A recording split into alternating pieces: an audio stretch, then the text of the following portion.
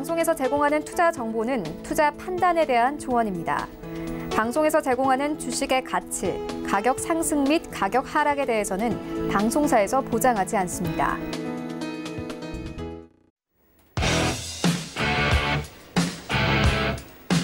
네, 안녕하세요. 더센투자 대가들의 수익 법칙의 김성희입니다. 중국이 미국에 보복 관세를 부과하겠다고 발표하자 어제 뉴욕 증시는 그야말로 폭락했습니다. 다우존스와 S&P 500 지수가 2%대, 그리고 나스닥이 3%대 큰 낙폭을 기록했는데요. 자, 그리고 국채 시장에서는 미 국채 10년물과 3개월물의 금리가 역전되는 현상도 다시 나타나기도 했습니다. 오늘 뉴욕 증시는 현재 상승 출발하고 있습니다. 자, 그런가 하면 오늘 우리 증시 양시장 모두 0.1%가량 소폭 상승하면서 반등했습니다. 기관이 거세게 매수하면서 지수는 비교적 선방을 했지만 아직 추세 전환은 아닐 가능성이 높다는 분석이 우세한 상황입니다. 자, 5월이 벌써 보름가량 지나고 있는데 참 투자하기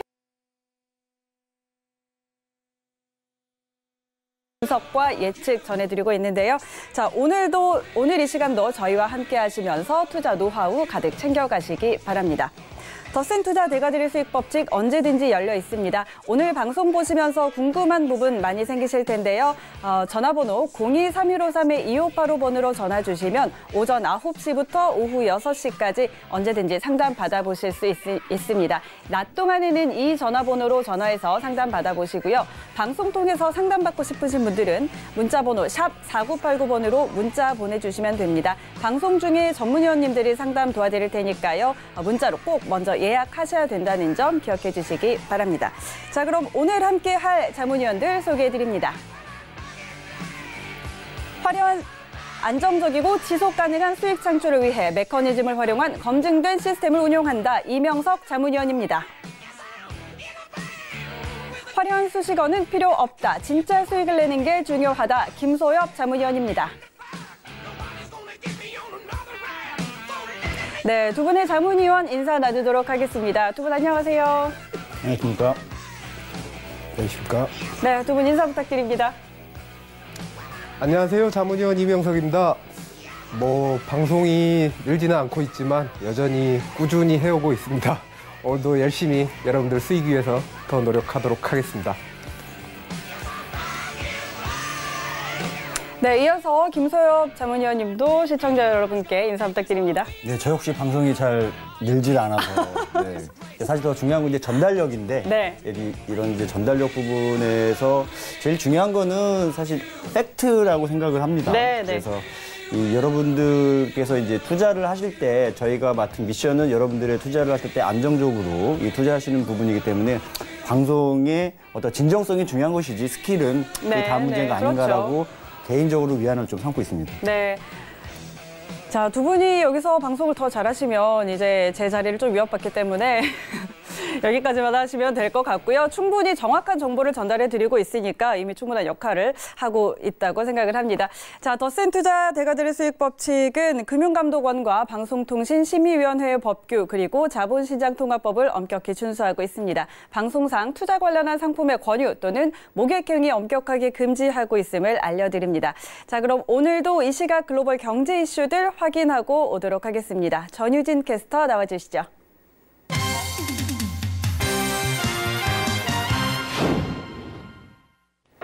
네, 안녕하세요. 전유진입니다. 오늘 미국 증시는요, 상승 출발을 하고 있습니다. 네, 미중 무역 협상이 타결될 것이라는 기대감 때문으로 보이는데요. 네, 어제 미국 증시의 낙폭이 좀 컸었습니다. 하지만 오늘 다시 상승 출발을 하면서 또 좀 기대가 모아지고 있는 상황인 것 같습니다.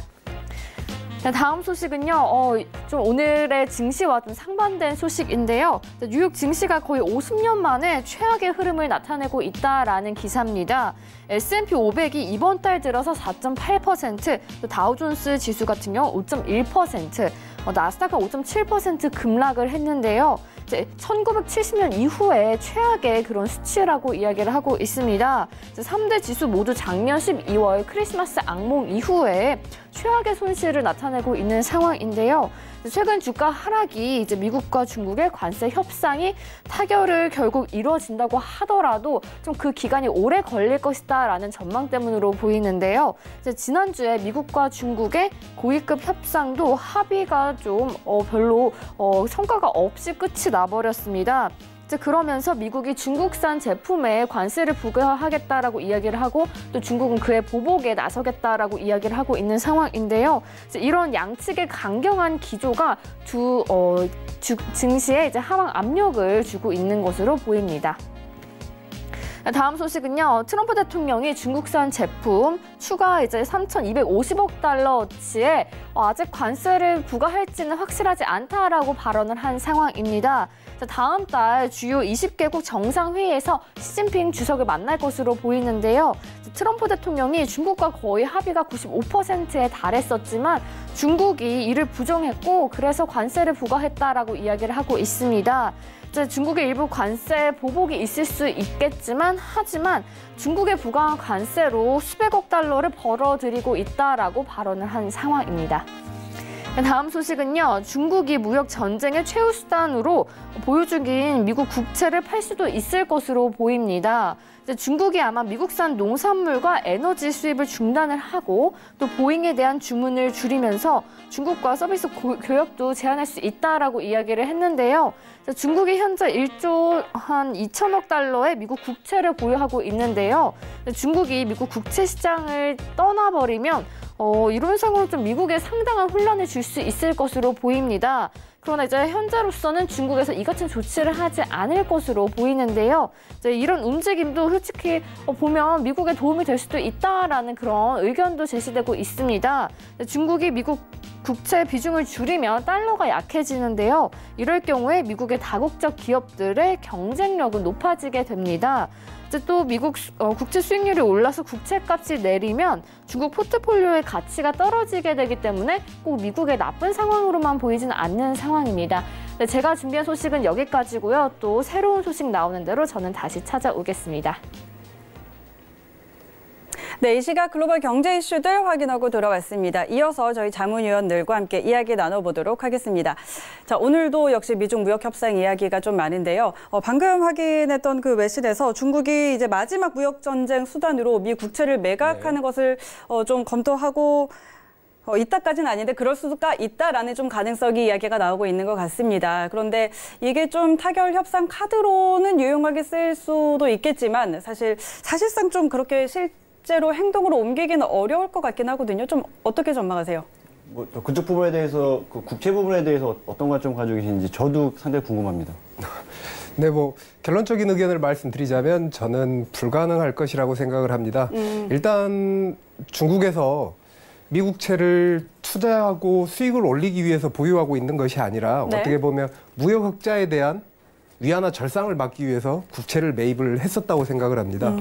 그렇다 보니까 만약에 국채를 매각을 하게 되면 결국은 위안화 절상이라는 문제에 부딪히게 되는데 그렇다 보면 결국 트럼프 대통령이 원하는 대로 중국이 끌려가는 상황이 되지 않을까 이런 의견을 가지고 있습니다. 그래서 저는 위안화 절상 문제와 더불어서 국채를 매각하는 문제는 사실상 현실적으로 불가능하다고 생각하는 부분입니다. 일단 제 생각에는 국채를 매각하나 안 하나 서는 상황은 변하지 않는다 생각을 먼저 합니다. 예를 들어서 국채를 매각을 한다라는 건 이 달러가 중국으로 다 빨려 들어간다는 얘기겠죠. 그 정도 금액들이. 근데 그 미국 전체 통화량 부분이라고 감안했었을 때 그렇다고 해서 달러 가치에 변동을 줄 수 있을까라고 생각하지는 않습니다. 대단한 액수도 아니고요. 사실 물론 대단한 액수는 작은 액수는 물론 아닙니다만 그렇죠. 이 생각 외로 저희가 이제 예상 외로 국채가 실질적으로 경제나 증시 부분에 주는 데미지라든가 혹은 호재라든가 악재라든가 이런 부분에서는 생각보다는 좀 많지 않다라고 이렇게 좀 말씀을 좀 드리고 싶고요. 그 앞선 기조에서 이제 증시가 자꾸 이제 빠지니까 좀 우울한 상황이라고 말씀을 하시는데 사실 저희 투자자문에서는 사실은 어제 박준수 위원이 말씀드렸던 세진중공업이라든가 또 한국카본이라든가 열심히 이러한 장세 속에서도 사실 수익이 조금 오늘도 이제 수익이 나는 상태란 말이죠. 물론 저희가 알고 있는 것도 이런 정보라든지 어떤 회사 자체의 뭐 오너 리스크라든지 늘 말씀드렸던 권리관계, 이해관계 이런 부분에 대한 연구가 없이 단순히 증시만 가지고 판단할 수 있는 부분은 아니고 네. 또 이 파생 부분을 봤었을 때는 저희는 파티거든요, 사실은. 네, 네. 더 떨어져라 이렇게 네. 뭐 주식하시는 분들의 현물하시는 분들한테 너무 죄송한 말씀이지만 저희가 눈에 말씀드렸었습니다. 이 서울경제TV에서만 독점적으로 드린 정보입니다. 더 빠질 겁니다. 자, 그래서 지금 S&P 500을 잠깐 보고 넘어갈게요. 네. 계속 쭉 올라가다가 저희가 이제 방송에서부터 말씀드린 시점 이후로 계속 이제 빠지고 있다가 오늘은 살짝 반등을 살짝 해주고 있습니다. 하지만 안타깝게도 아직 멀었습니다. 빠지게 되면 2,600까지 빠질 겁니다. 2,610대까지 빠질 겁니다. 요 밑으로 더 빠진다는 얘기죠. 아마 예상하는 기간은 두세 달 정도 사이. 2달에서 3달 정도 사이에 증시가 더 빠질 겁니다. 네. 자, 우리나라 증시가 그렇다면 이제 해외 선물 투자를 안 하시는 분들의 경우엔 네. 이제 국내 증시 부분에 관심이 많이 쏠리실 거라고 봐요. 다행히도 국내 증시는 아마 오늘 정도부터 약간의 반등 부분으로 좀 오지 않을까 싶습니다. 그래서 그렇다고 해서 전체적인 대세를 걸을 수는 없어요. 그러니까 전형적인 디커플링이죠. 네, 미국은 네. 올라가고 우리는 빠지고 혹은 네. 미국은 떨어지고 우리나라는 올라가는 이러한 상황을 예상을 해봤었을 때 매수 타임은 아니라고 봅니다. 조금 더 기다리셨다가 참고 계시다가 중장기적인 투자를 계획하시는 그러한 이 투자자분들께서는 조금 참고 계시는 게 좋을 것 같아요. 물론 약반등은 올 것 같습니다. 그러나 이 약반등이 추세 전환이라고 보기는 어려워요. 그러니까 우리가 흔히 말씀드리는 추세의 변곡이라고 하죠. 네네. 영화 대사에 있다시피 인생은 파도지만 아직은 그 밑에까지 오지는 않았습니다. 그래서 좀 더 빠져야 되니까 이 추매라든가 혹은 이 매집 시기로서는 적당하지 않은 시기라고 보여집니다. 약반등이지만 혹시 데이 트레이딩 하시는 분들한테는 약간 매수 관점으로 보셔도 상관없으나 그러나 이제 현물로서 중장기적인 투자 관점을 가지고 계신 투자자분들의 경우라면 조금 더 지켜보셨다가 너무 이제 다 바닥 쳤나 보다. 아직 멀었습니다. 바닥 좀 더 가야 됩니다. 그래서 지금은 아니고요. 역시 방송을 이제 시청하시다 보면 그러면 언제 사라는 얘기냐 이런 부분들에 대해서 계속 말씀을 조금 이제 저희가 네. 계속 드리도록 하겠습니다. 네. 자, 마찬가지 이번에 크루드 오일을 한번 이제 잠깐 볼게요. 마찬가지입니다. 저희가 크루드 오일 부분에서도 말씀을 계속 드렸습니다. 네. 지금도 살짝 반등을 쳐주고 있지만 아직 멀었습니다. 54달러까지는 가져야 돼요. 이 부분까지는 아마 가져야 돼요. 기본적으로 가져야 됩니다. 그래서 역시 이 부분 마찬가지로 한 두세 달 사이, 2, 3개월 사이 내에 54달러까지 내려줘야 됩니다. 뭐 역시 마찬가지로 옵션에서 얘기를 하고 있다는 겁니다. 그럼 왜 자꾸 옵션 얘기를 하느냐. 이 부분도 마찬가지입니다. 자, 조금 말씀이 좀 길어질 것 같아서 이 옵션 부분에 호가 부분 들어온 부분은 이명석 위원께서 잠깐 네. 설명을 조금 드릴 수 있는 시간이 됐으면 좋겠습니다. 그래서 이 어느 옵션 호가창이나 괜찮으니까 거기를 잠깐 이 화면을 좀 준비를 해주시면 네. 이 옵션 호가가 여러분들이 알고 계시는 거와 전혀 다릅니다. 이 기본적으로 이 수급으로 장이 움직여진다라고 생각들을 많이 하시는데 이 부분 네. 좀 설명 한번 드릴게요. 네. 자, 1번 장에 그 오사카 니케이가 있습니다. 네. 그다음에 싱가포르의 니케이 225가 같이 동시에 상장이 돼 있습니다. 자, 싱가포르는 화교들이 많이 한다라고 우리가 많이 알고 있죠. 예. 자, 이쪽은 싱가포르 이 니케이라고 225라고 가정을 하겠습니다. 여기는 일본 니케이 225입니다. 근데 어느 날 중국의 왕서방이 싱가포르에서 엄청나게 매수를 했다고 가정을 합시다. 네, 네. 그럼 싱가포르는 오르고 일본은 안 오르나요? 일본도 올라야겠죠. 같이 오르고 같이 빠지게 되어 있는 겁니다. 같이 오르고 같이 빠져요. 자, 마찬가지입니다. 그럼 왜 이런 일이 벌어지느냐? 여러분들이 알다시피 호가창을 보면서 매수가 많이 들어오니까 매수가 될 것이고 혹은 매도가 많이 들어오니까 지수가 떨어질 것이다. 전혀 그렇게 되는 게 아닙니다. 만약에 왕서방이 여러분들이 생각하시는 것처럼 물량이 확 들어온다고 지수를 올릴 수 있을 것이다? 그렇지가 않다라는 얘기죠. 네, 네. 지수 물건을 이 물량이 그러니까 호가가 예를 들어서 500개 정도가 있다라고 하더라도 500개 네. 주문을 내면 지수가 여기서부터 여기까지 올라갈 것 같지만 그렇지가 않습니다. 자동으로 물량이 다 들어와요. 제가 실제로 테스트를 한번 해본 적이 있거든요. 네, 네. 한 800개에서 1,500계약을 딱 넣어본 적이 있는데 뭐 저도 사실 어리석은 생각이었죠. 예전에 이제 운용료 같이 움직일 때 지수를 그러니까 올라갈 줄 알았더니 올라가질 않습니다. 올라가질 않고 자동으로 물량이 다 빠져나옵니다. 다 받아낸다는 얘기죠. 자, 네, 지수를 올리는 네. 거 여러분들이 알다시피 이 선물 지수를 올리기 위해서 어떤 일이 벌어져야 되죠? 현물이 올라가야 됩니다. 그렇죠. 주식이 자동적으로 사 모아진다는 얘기죠. 네. 자동으로 사 모아집니다. 어. 왕서방이 니케이 225를 지수를 올리기 위해서 이만큼 올렸다라면 진짜 이만큼 올라갔다면 그때 자동으로 이게 이 일본 장에 자동으로 이 매집을 하게 됩니다. 네. 자동으로 올라가서 지수가 올라가서 선물 지수 같이 맞춰서 호가창에 이 지수가 올라간다는 얘기죠. 이 부분은 조금 설명이 어려우니까 네. 이따가 이 옵션 호가창을 보면서 여러분들이 알고 계셨던 수급이라든가 이런 부분에 대해서 얼마나 허무맹랑한 얘기인지를 네, 여러분들이 조금 이 경각심을 가질 수 있는 네. 그러한 이 시간을 조금 마련해 드렸으면 좋을 것 같습니다. 네. 자, 지금 뭐 니케이 차트가 좀 나왔는데 이 부분 한번 볼까요? 네, 자 역시 마찬가지입니다. 지금 이 호가창을 좀 보여드리고 싶어요. 주문 쪽에 보시면 이제 이 선물 옵션 부분이라든지 이제 주문창에 들어가 보시면 이 호가창이 나옵니다. 네. 뭐 이건 이제 주식이고요. 이쪽에 이제 그 해외 선물, 뭐 선물 옵션 쪽 일단 국내 옵션은 괜찮습니다. 예, 국내 옵션은 괜찮고요. 자, 이제 아무거나 한번 볼까요? 네. 자, 일단 지금 이 부분만 잠깐 한번 볼게요. 네. 요거 한번 봅시다. 자, 지금 보시면 5개 호가가 보통 이제 들어가 되어 있습니다. 그래서 총 5,498개의 물량이 걸려 있어요. 이거를 네, 이제 네. 팔고자 하는 사람들이. 예. 근데 어느 모 그룹의 회장님께서 야, 선물 지수 좀 올려라고 해서 이만큼이라고 가정을 하겠습니다. 자, 이만큼. 물론 5,498개는 전체 KRX에서 보내주는 데이터가 다 들어왔기 때문에 그런 겁니다. 대략 요것만 200개라고 합시다. 200개라고 할게요. 네. 자, 200개를 매수를 한꺼번에 던졌다고 생각을 한번 해봅시다. 그러면 뭐 268.90에다가 매수, 비싸게 사면 다 체결이 되겠죠. 그렇죠. 268.90부터 70부터 90까지 아마 다 사지게 될 겁니다. 네네. 그럼 순식간에 268.65부터 268.90으로 지수가 올라가겠네? 그렇지가 않다는 얘기입니다. 그렇지가 않고 200개를 때리는 순간에 여기에 갑자기 물량이 갑자기 들어오기 시작을 합니다. 일부는 그런 말씀들 많이 하세요. 세력들이 우리를 지켜보고 있다. 멍청한 소리 하는 겁니다. 그게 아니고요. 자동으로 프로그래밍이 되어 있다는 얘기입니다. 즉 선물 지수가 내가 268.90을 올리기 위해서 네네. 268.65가 현재가인데 268.90을 올리기 위해서 200개를 매수를 던져도 매수로 이게 상방으로 가기 위해서 하게 되면 만약에 268.90을 진짜 간다라면 그때 자동으로 주식 프로그램에서 매집을 하게 됩니다. 지수가 올라가게 되어 있어요. 네네. 다 교묘하게 치밀하게 물려있다는 얘기죠. 여러분들이 아시다시피 뭐 S전자라든가 H자동차라든가 이런 부분들을 수작업으로 손으로 한다? 넌센스적인 얘기입니다. 그렇게 예. 되지 않고요. 다 프로그램이 정확하게 지수를 올리기 위해서 움직이고 있다는 부분이겠죠. 자, 그렇다면 이제 아까 옵션 부분인데요. 이제 이 부분은 나중에 차차 이제 시간이 조금 여유가 되는 대로 다시 또 설명을 또 드리도록 하겠습니다. 네, 알겠습니다.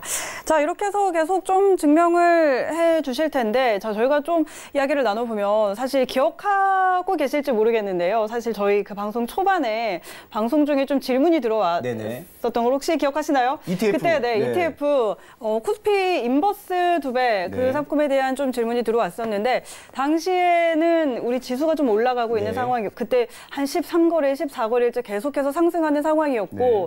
그렇게 되면 인버스 제가 참고 상품은 보유하라고 말씀드렸었죠. 예. 그래서 제 기억으로 당시에 매수가가 7,300원대였는데 네. 그때 한 4~5% 정도 수익을 보시고 네. 그때 이제 50%를 빠져나오시라 네. 이렇게 좀 조언을 해주셨어요. 네.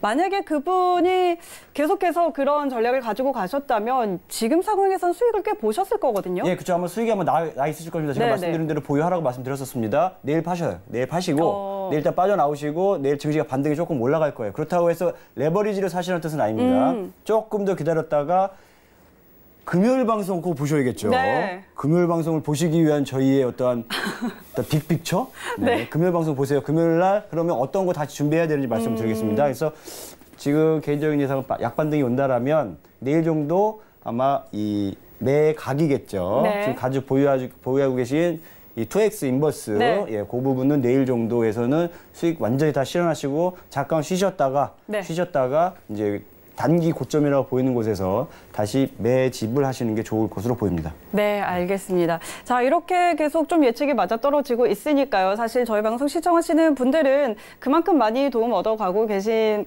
거거든요. 네, 그래서 계속해서 이 시간 함께 해주시기 바라고요. 자, 그럼 두 분 준비하신 강의 들어보도록 할까요? 자, 오늘은 어떤 네. 부분부터? 일단 뭐 종목 상담 부분이라든가 아니면 네. 기본적으로 이제 장 흐름 이런 부분들은 전화를 조금 많이 주시고 계세요. 네, 그래서 네. 이렇게 구체적으로 질문하셔도 됩니다. ETF 네. 지금 사야 되냐 말아야 되냐.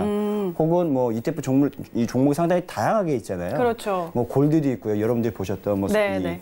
이 원유도 있고요. 네. 원유 엔핸스 혹은 레버리지 혹은 인버스 이런 부분들이 있는데 여러분들께서 이제 실질적으로 투자를 하실 때 의외로 상당히 그 샤이하다고 하죠. 샤이. 네. 되게 부끄러워 하시더라고요. 그래서 솔직하게 말씀해 주셔야 됩니다. 솔직하게 말씀해 주셔야 이걸 하셔라, 뭐 하지 마셔라고 말씀을 드릴 수가 있거든요. 그렇죠. 그래서 아까 말씀드렸던 대로 ETF 인버스 부분들을 내일 파셔야 됩니다. 내일 파시고 잠깐 쉬셨다가 바람 한번 쐬 여행 한번 다녀오시고 네. 수익 나신 걸로 네. 여행 한번 아마 KTX 정도의 차비는 충분히 나올 거라고 봅니다. 예, 그래서 여행 한번 다녀오시고 하시면 좋을 것 같아요. 네. 자, 이제 오늘도 증명을 한번 합시다. 늘 제가 늘 말씀드리고 증명을 해야 됩니다. 항상 물음표를 달아야 됩니다. 자, 우리나라입니다. 이거 오늘 우리나라예요. 네. 장이 쭉 이렇게 하다가 이제 지금 보신 부분은 풋 부분입니다. 이제 증시가 거꾸로 이제 가고 있겠죠. 자, 풋 값이 형제 풋이 쭉 가다가 여기서 딱 서버립니다. 그죠? 네. 왜 섰을까라고 항상 질문 다시 해야 됩니다. 왜? 얘 때문에 그런 겁니다. 이제는 똑같은 거 얘기 너무 많이 해드려가지고 이제 귀 아프시겠지만 과학적으로 이 증시가 움직이고 있다. 자, 입장을 한번 바꿔봅시다. 우리가 왜 네. 과학적으로 움직여야 되냐?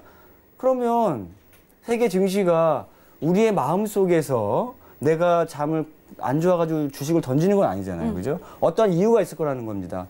자, 외국이라든가 이런 큰 세력들이 들어왔었을 때는 걔네들은 수익 포트폴리오 쫙 짜고 들어왔다는 얘기죠. 네, 네. 여러분들 1%와 그들의 1%는 다릅니다. 여러분들이 100만 원 투자해서 10,000원 수익 나는 거 안 해도 되죠. 그럴 바에는 전기세도 안 나오는데 안 하죠. 하지만 100억을 투자해서 1억을 번다면 아마 할 겁니다. 그들의 그렇죠. 1%와 여러분들의 1%는 되게 달라요. 네. 자, 이 어떤 말씀이냐면 과학적으로 프로그래밍화돼서 움직이고 있다는 얘기입니다. 전 세계 최고 엘리트들이 모여 있는 곳이 금융가예요. 제 연봉이 높죠. 물론 스트레스 많이 받아서 살이 안 찌고 있습니다. 네. 근데 연봉이 많지는 않아.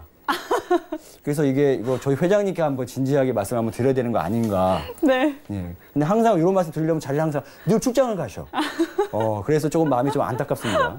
자, 봅시다. 안타깝네요. 증명합시다. 네. 여기서 12시 36분에 풋이 가장 아래를 풋이 가장 힘이 약간 힘이 다 빠졌을 때예요. 그랬더니 이때 풋이 약할 때 증시가 가장 위에 있을 때입니다. 12시 36분. 요 맨 밑에는 코스피 2000하고 코스피 200가 똑같이 가는 겁니다. 네. 똑같이 이렇게 딱 맞춰서 여기까지야 이제 물량 던져라고 해서 물량이 던져지는 겁니다. 갑자기 외국인들이 매도세로 전환을 했다? 걔네가 마음대로 변해서 게 아니고 포트폴리오가 안 맞는 겁니다. 지들이 짠 판하고. 그래서 이 부분하고 맞췄기 때문에 갑자기 장이 이제 한국 장이 빠지게 되는 겁니다. 저희가 크루드 오일이라든가 이 S&P 500이라든가 혹은 유로 달러도 이 부분을 맞췄던 이유는요. 옵션 때문에 그런 겁니다. 뭐 조금 죄송한 부분인데 트럼프랑 뭐 시진핑이랑 맨날 악수하고 껴안고 해봐야 그래서 증시가 올라가는 게 아니에요. 네, 네. 더 큰 무서운 세력들이 있다라는 거죠. 그렇죠. 더 큰 이 자본의 힘이지. 자본의 힘이겠죠. 그들은 전체 세계 경제를 만지고 있다는 얘기입니다. 금, 원유, 여러분들 아시다시피 농산물, 뭐 일일을 들어보면요. 미국 농산물 회사 1위부터 10위까지가 있습니다. 네. 근데 좋은 것만 들어요. 켈로 땡. 네. 예, 그 회사가 지금 우리나라 그 회사의 1년 예산이 우리나라 전체의 네. 1년 예산 10배 정도 됩니다. 켈로 땡이 그 회사가. 근데 그 회사가 미국 식량 회사 중에서 몇인 줄 아세요? 12위권에도 못 들어갑니다. 어마어마한 애들인 거죠. 네, 걔네들은 밀값 떨어지잖아요. 옥수수 값이 떨어지면 파 묻어버립니다. 그래놓고는 아프리카 난민들이 기아를 돕는다고? 네네. 아니 그거 파묻지 말고 걔네 주면 되잖아. 그렇잖아요. 근데 그렇죠. 눈 하나 깜빡 안 하고 걔는 파 묻어버립니다. 왜? 가격이 떨어지니까. 그렇죠. 그들은 무서운 애들입니다. 그들은 무서운 사람들이에요. 제가 갑자기 방송에 나오지 않으면 아마 끌려갔다는 생각하시면 됩니다. 그들은 무서운 사람들입니다. 여러분들 생각도 낭만적이지 않아요. 그래서 밀값이 오르니까 그래 수확량을 수확량을 어떻게 조절을 해? 이미 다 코 있는 걸. 그렇잖아요. 네, 그러네요. 재고들을 갖다 파 묻어버리고 던져버리는 겁니다. 그냥 어차피 비료를 쓰니까 똑같이. 자, 아주 간단하게 설명을 드린 건데 우리가 생각하고 있는 여러분들이 알고 있는 세계 경제의 규모라는 거는 네. 회담이 잘 되고 껴안고 협상이 타결되고 해서 움직이는 게 아니에요. 눈 하나 깜빡도 안 합니다. 기본적으로 돈이 되느냐 안 되느냐를 움직이는 애들이기 때문에 시장은 훨씬 더 여러분들이 생각하시는 것보다 훨씬 더 무섭고 상상을 초월하는 거죠. 자, 그 다음에 이제 항생을 한번 보겠습니다. 여러분들 요새 이제 항생 거래를 되게 많이 하시죠? 네. 이게 중국 시장 때문에 우리나라도 영향을 상당히 많이 받아요. 이 중국 항생부 영향을 많이 받는데. 자, 이 부분은 콜과 풋의 대결입니다. 맞고 튀어나가는 부분이겠죠. 얘랑 빨간색은 콜입니다. 파란색은 풋이에요. 서로 열심히 시작 해서 위에서부터 쭉 해서 만나러 이제 간다는 얘기죠. 네. 요때 3시 55분에 맞고 튀깁니다. 맞고 튀겨야 정상인 거고요. 맞고 튀겨서 코를 안녕 다시 갈게 그리고 붓도 안녕 다시 갔습니다. 요때가 항생장이 오늘 최저점이었죠. 콜이 최저점에서 항생에서 맞고 튀겨 들어간 겁니다. 그래서 역시 3시 55분에 항생이 오늘의 최저점을 찍었던 겁니다. 네. 갑자기 뭐 시진핑이 뭘 발표해서 그런 게 아니에요. 뭐 류호 부총리가 가가지고 뭐 협상이 뭐 갑자기 협상이 잘 된 소문이 들려 말 같지는 소리입니다. 그것 때문에 그런 게 아니고 옵션에서 짜여진 이 세력 간의 힘의 조정에 어떠한 그들의 숨소리가 나왔기 때문입니다. 자, 미니 S&P 500입니다. 이건 조금 더 이제 장을 떠오르는 시간을 봐야겠지만 역시 마찬가지입니다. 위에서부터 콜하고 붙이 아래서부터 우리 만나자 그리고 이제 역시 만나러 왔어요. 쭉 만나러 옵니다. 만나러 와서 요때 서로 맞고 콜하고 붙하고 맞고 튀겨 들어갑니다. 이날이 S&P 500의 최저점이었던 겁니다. 반등을 줘야겠죠. 띠리리리리 띠 했더니 여기에서 오늘 S&P 500의 최저점이었던 겁니다. 네네. 이때 갑자기 뭐 어떤 뭐 호재가 발생해서 무슨 지표가 좋아서 그래서 올라가는 게 아니에요. 이때 물량을 끌어당기고 던지고 이런 부분들이 자연적으로 프로그래밍화된 이 트레이딩 툴이 움직였던 겁니다. 네. 자, 역시 크루드 오일입니다. 자, 크루드 오일 봅시다. 위에서 콜하고 풋하고 역시 쭉 만나자 그래서 와가지고 이때 최저점을 찍었던 이유 얘 때문에 그런 겁니다. 얘 때문에 그런 거예요. 콜하고 풋하고 만나가지고 네네. 이젠 당연히 튀겨줘야지. 장이 더 크루드 오일 가격이 더 빠져서는 안 됐던 겁니다. 물론 데이 트레이딩용입니다, 이건. 네. 저희가 이 증시 전망이라든가 크루드 오일 전망을 해드렸던 거는 길게 보시는 네. 것도 길게 보시는 거 되게 달라요. 하지만 이 부분은 데이 트레이딩 그날그날에 그래서 오늘의 최저점 크루드 오일 최저점은 얘 때문에 그런 것입니다. 위에 콜에서 내려오고 붓이 아래에서 올라가고 해서 맞고 튀긴 겁니다. 자, 이렇게 아래쪽으로 들어갔다는 거죠. 네. 자, 파생나물의 본질입니다. 자, 파생이 뭐냐면요. 간단합니다. 눈에 보이지는 않아요. 눈에 보이지는 않습니다. 그래서 보이지 않아서 선물이라고 합니다. 선물. 자, 앞서 말씀드렸다시피 선물이 있다는 얘기는 현물이 기필코 반드시 무조건 있다는 얘기입니다. 네. 자, 국제 금시장 여러분들 금방 가시죠? 금거래 하실 겁니다. 네. 하지만 이 금거래가 선물이 있기 때문에 금거래가 존재를 하는 것이고요. 지금에는 이 선물 쪽의 시장이 훨씬 더 큽니다. 그러니까 저희 쪽 회사 내에서도 뭐 예병군 전문위원이나 뭐 예병군 자문위원이나 뭐 저 박철순 자문위원이나 저희끼리 서로 내부 경쟁을 많이 합니다. 네. 주식 따위가 무슨 이라고 얘기하고 그쪽에선 파생 따위가 무슨 서로 근데 아주 긍정적인 네, 발전적인 네, 경쟁이기 네. 때문에 이제 순기능도 많이 작용을 하고 실제로 그분들의 역할은 이 주식 부분에서의 또 권리 이해관계 그다음에 어떤 오너 리스크 그리고 저희만이 알 수 있는 그런 정보들 가지고 움직이시기 때문에 저희도 반박할 수 없고요. 그분들도 저희한테 뭐 같이 이제 서로의 영역이 있으니까 그래서 오늘 그 암흑의 네. 암흑의 이 자문위원께서 아, 미국 증시가 더 빠질 것 같다고 했더니 저희 멱살 잡혔습니다, 제가. 더 빠지면 안 돼! 라고 멱살 잡혔기 때문에. 그래서 네. 아마 내일은 제 멱살 잡은 효과 때문에 증시가 조금 오르지 않을까 이런 생각을 좀 해봅니다. 물론 뭐 농담이었습니다만. 네. 근데 저는 이제 이 주식이라든지 그리고 개별 종목이죠, 현물. 네. 네, 파생 쪽으로 아울러서 두루두루 이 정확한 예측으로 여러분들에게 고급 정보를 서울경제TV에서만 드리는 고급 정보를 드리는 것이기 때문에 네. 아마 여러분들한테는 뭐 좋은 정보를 드릴 수 있는 그런 시간이 되리라 믿어 의심치가 않습니다. 자, 그래서 뭐 이런 뭐 가벼운 책 같은 거 보지 마세요. 뭐 선 긋는 순간 하수구 하나 보시면 거의 틀림없습니다. 이평선 긋는 순간 아 모르는구나라고 생각하시면 돼요. 맞았으면 재벌이 됐어야지. 그죠? 자, 시장의 분석과 대응에 대한 고민하지 마세요. 고민하지 마세요. 공부를 하셔야 됩니다. 이 고민하실 시간에 고민하지 마시고 공부를 하세요. 공부하셔가지고 아, 옵션이 어떻게 이루어져 있고 그러면 이래서 이렇게 시장이 돌아가겠구나. 그리고 내일 장은 이렇게 펼쳐지겠구나를 공부를 하셔야지 금 긋고 통계 그리고 뭐 패턴 연구하고 있고 패턴 연구에서 맞을 리가 없죠. 1, 2, 3, 4, 5 1, 2, 3, 4, 그 다음에 5일 것 같지만 5가 아니란 얘기죠. 그렇죠. 값이 6으로 바뀌어요. 네. 패턴이 바뀌었다고 얘기를 합니다. 패턴은 바뀌는 게 패턴이야. 그게 바뀐 패턴이 아니죠. 그죠? 그래서 여러분들이 그런 부분에서 유혹에서 빨리 벗어나셔야 됩니다. 여러분들이 고등학교 때 이후에 딱 보면은 이 증권사 차트를 보면요. 자신감은 아마 생기실 겁니다. 내가 고등학교 수학 때였는데 내가 이 정도 못할 것 같아? 아, 못합니다. 네. 차트를 보는 순간 그리고 수학에 금을 긋는 순간 이평선 같이 맞춰가 저점을 확인을 해서 이렇게 됐다라고. 아니 그 회사 사장이 보면 얼마나 기가 막힌 얘기입니까 이거. 그렇죠. 입장을 바꿔보세요. 그 회사의 대표이사입니다. 근데 오늘 아무 뭐가 나오셔가지고 전문가 쭉 줄 긋고 있습니다. 자 여기까지 빠지겠습니다. 이러고 앉아있네. 우리 내일 신약 발표하는데.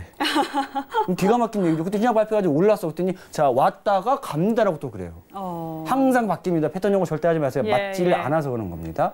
그래서 너무 이 말씀드렸던 부분들이 좀 우울하게 들리실 수 있으시겠으나 네. 가장 중요한 부분들은 여러분들이 투자하시는 데 있어서 여러분들의 소중한 자산입니다. 그래서 열심히 공부 많이 하시고 네. 언제든 전화 주시고 상담 언제든지 하세요.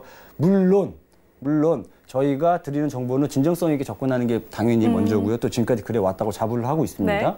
그래서 여러분들이 학습이 먼저 돼야 되는 부분들, 물론 시스템을 달라 혹은 어떤 비법을 달라 그건 드릴 수는 없죠. 하지만 그 길까지 여러분들이 가실 수 있는 그 코스를 집어드릴 수는 있어요. 서울에서 부산까지 갈 때 어디 갔다가 여기서 잠깐 쉬셨다가 여기 휴게소가 좋은 데가 있고 요 중간에 여기 짬뽕이 맛있고 네. 그렇죠? 네. 여기는 또 국밥이 맛있고 식사를 하고 가셔야 되니까 이런 부분도 감안하셔가지고 저희가 말씀드리는 부분들은 그런 부분들입니다. 그래서 조금 더 여러분들도 좀 더 관심을 가지셨으면 좋겠습니다.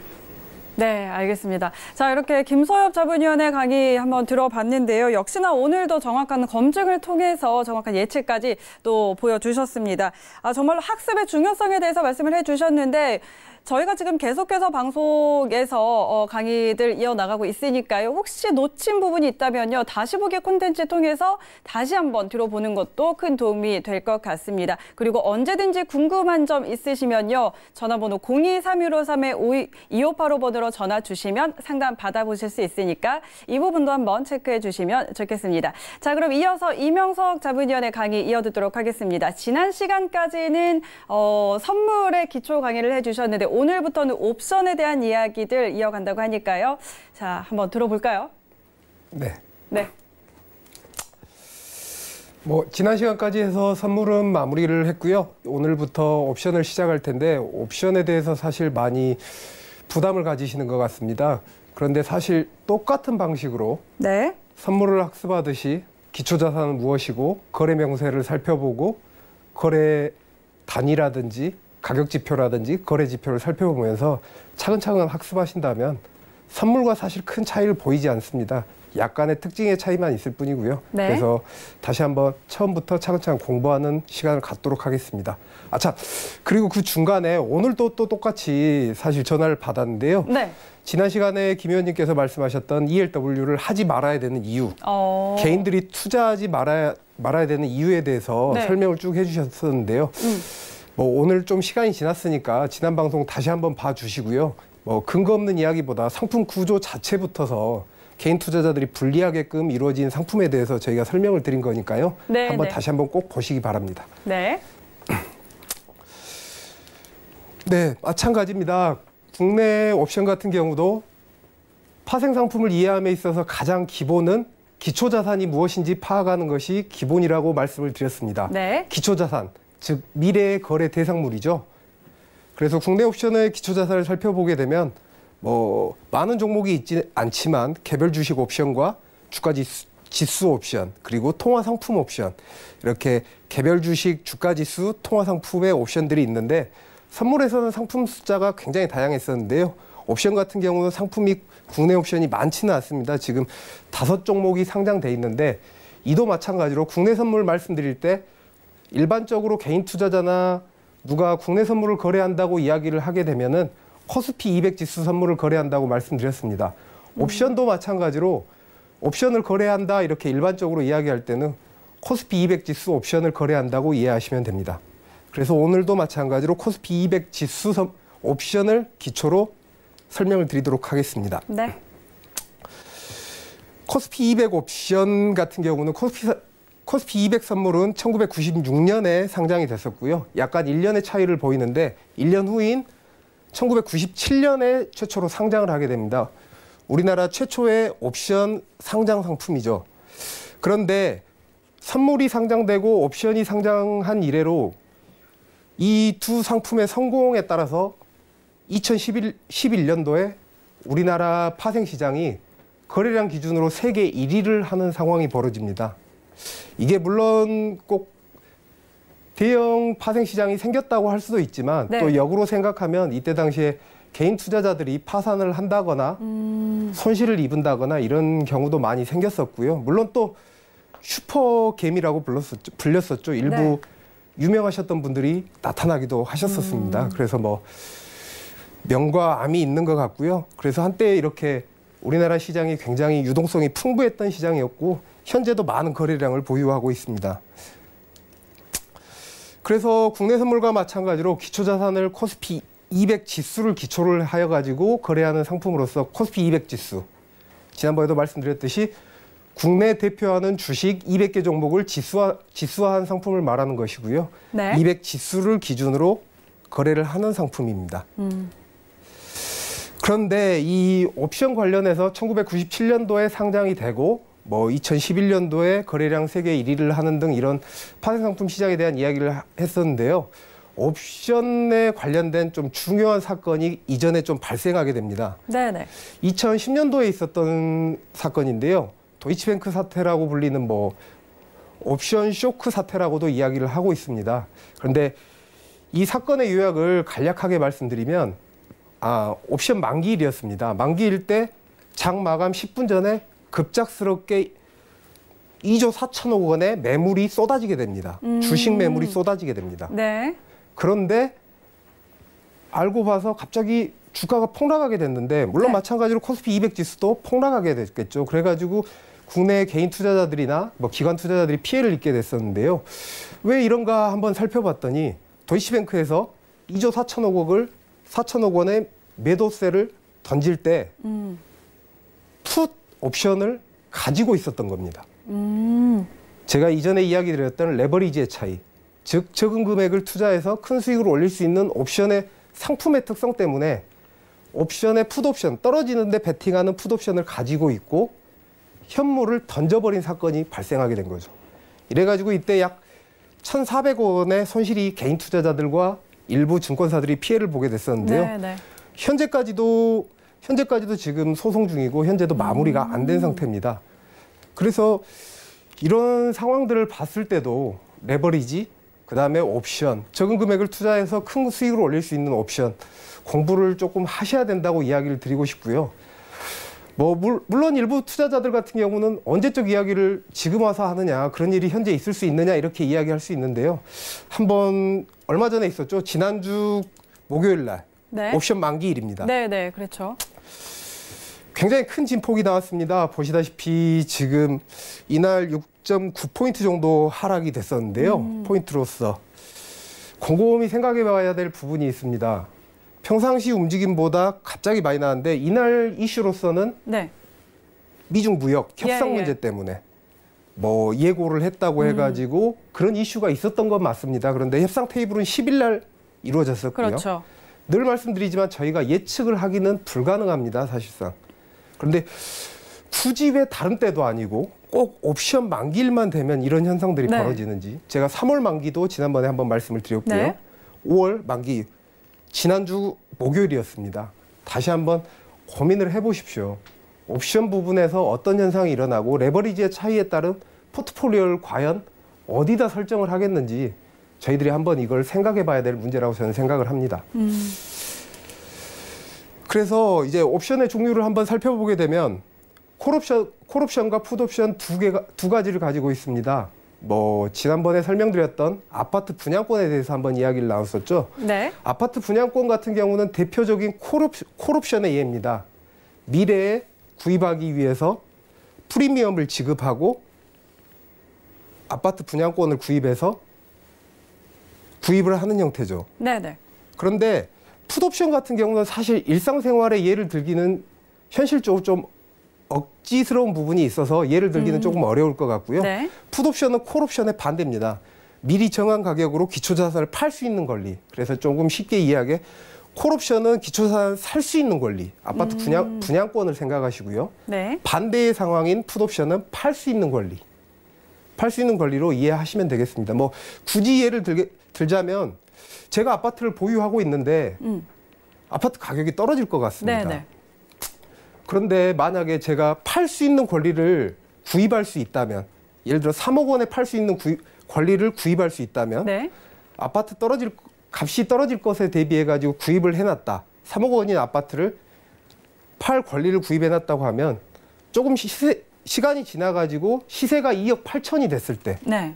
저는 당연히 팔 권리를 3억의 팔 권리를 가지고 있기 때문에 2천만 원의 이익이 남게 되겠죠. 그렇죠. 물론 너무 억지스러운 이야기를 하다 보니까 이게 좀 맞지는 않는데 일상생활에서 풋옵션에 대한 이야기를 조금 맞추기는 네. 어려워서 어떻게 보면 풋옵션은 금융상품에서 돈을 벌기 위한 수단으로 만들어 놓은 것입니다.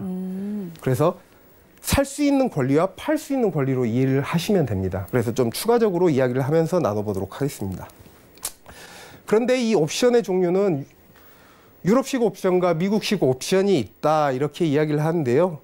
국내 옵션 같은 경우는 유럽식 옵션 두 개의 차이는 다른 부분은 아니고요. 만기일에 행사가 가능하느냐, 결국 권리를 만기일 마지막 가서 미래 시점에만 행사를 할 수 있느냐 아니면 현재 시점에 행사를 할 수 있느냐 이 차이가 있는 것입니다. 그래서 국내 옵션 같은 경우는 유럽식 옵션이라는 것 기억해 주시기 바랍니다. 네. 그래서 보시면 옵션 거래란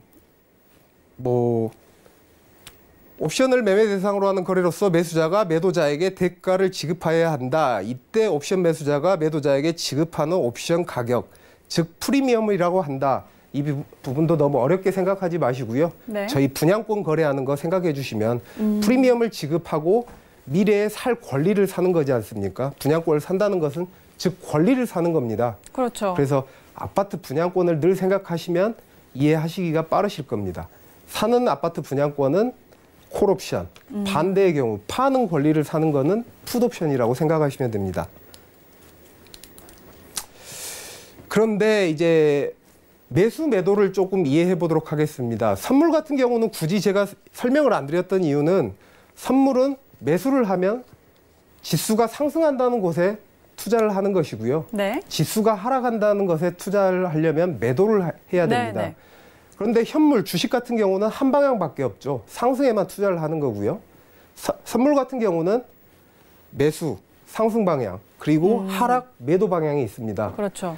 그런데 이제 여기서부터 옵션을 어렵게 느끼기 시작하십니다. 네. 현물은 오른다 하나, 선물은 오른다 내린다. 매수, 네. 매도 두 가지. 네. 그런데 옵션은 총 네 가지가 됩니다. 콜옵션의 매수, 네. 콜옵션의 매도, 그 다음에 풋옵션의 매수, 풋옵션의 매도. 네. 이렇게 네 가지가 됩니다. 여기서부터 조금 더 어렵게 생각하시는 부분이 있으신데요. 네. 사실 너무 어렵게 생각하지 마시고 아파트 분양권이 콜옵션이라고 이야기 드렸죠. 네. 그러면 아파트 분양권을 매수했다.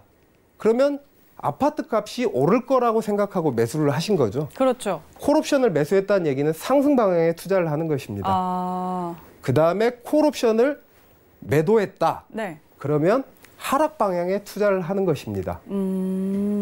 그런데 이제 여기서부터 또 하나 어려운 거. 네.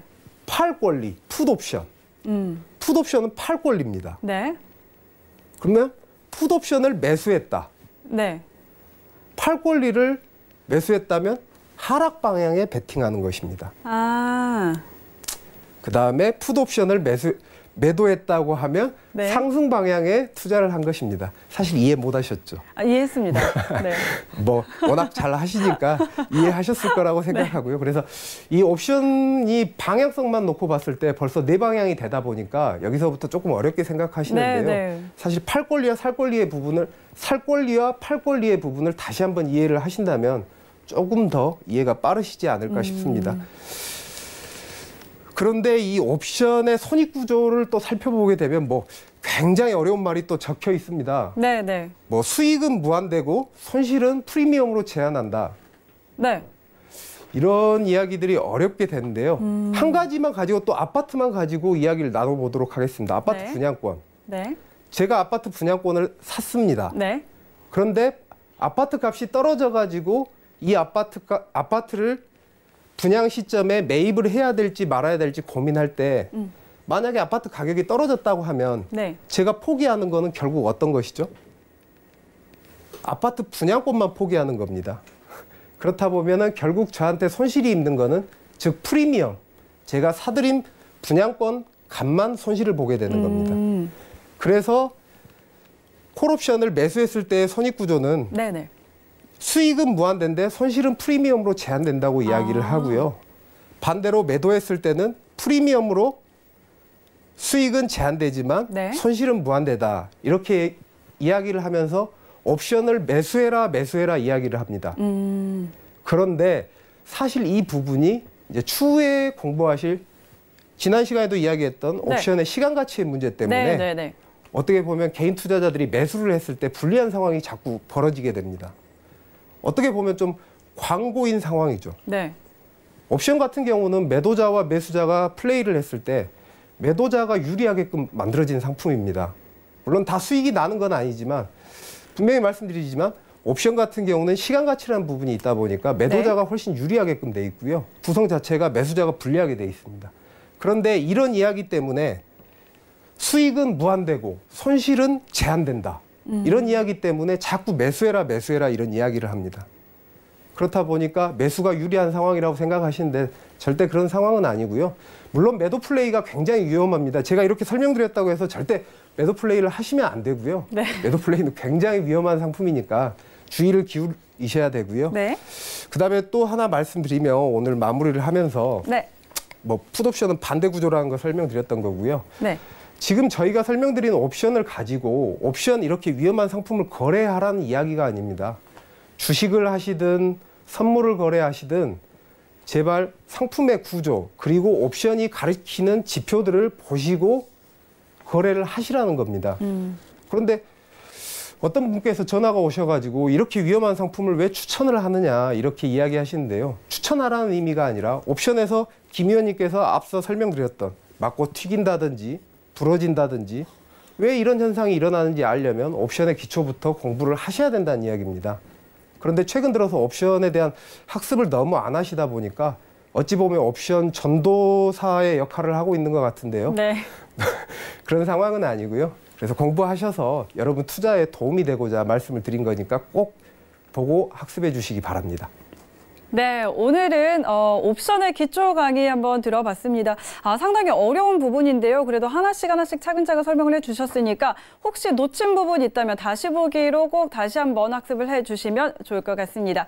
자, 그럼 다시 한번 이 시각 글로벌 경제 이슈 확인하고 돌아오도록 하겠습니다.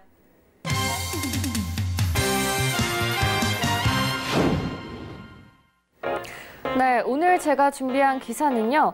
도널드 트럼프 대통령이 또다시 한번 또 연준에 대해서 이제 금리 정책을 비난을 한 것 같은데요.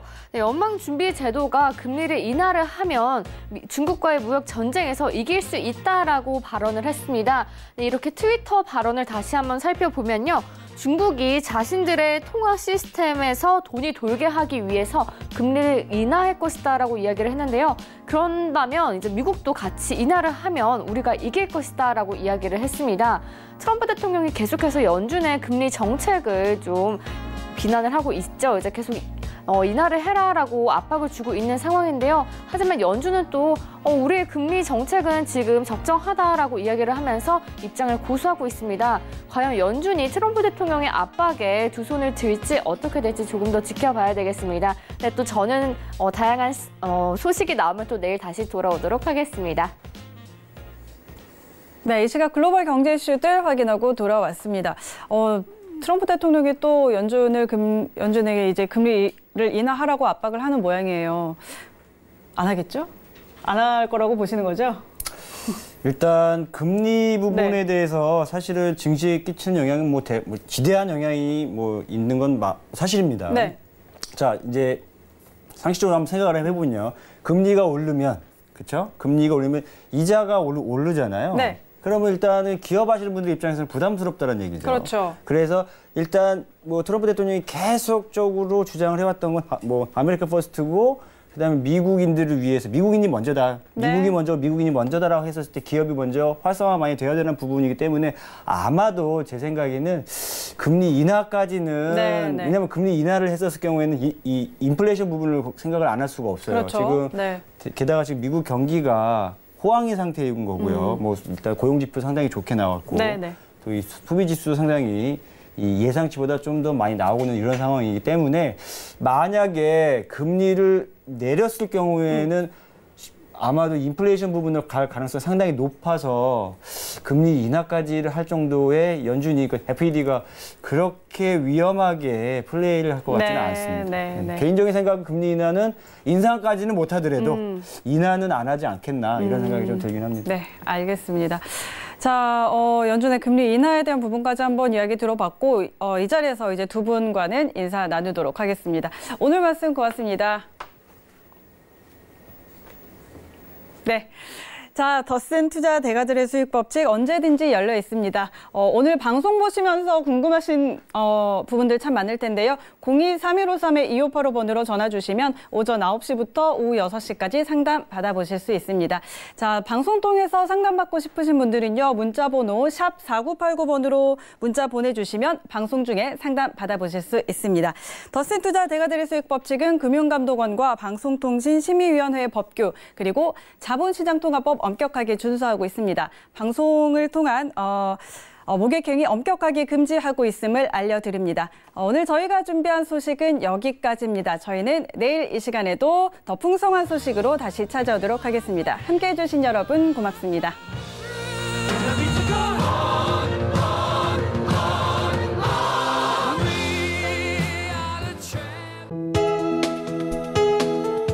방송에서 제공하는 투자 정보는 투자 판단에 대한 조언입니다. 방송에서 제공하는 주식의 가치, 가격 상승 및 가격 하락에 대해서는 방송사에서 보장하지 않습니다.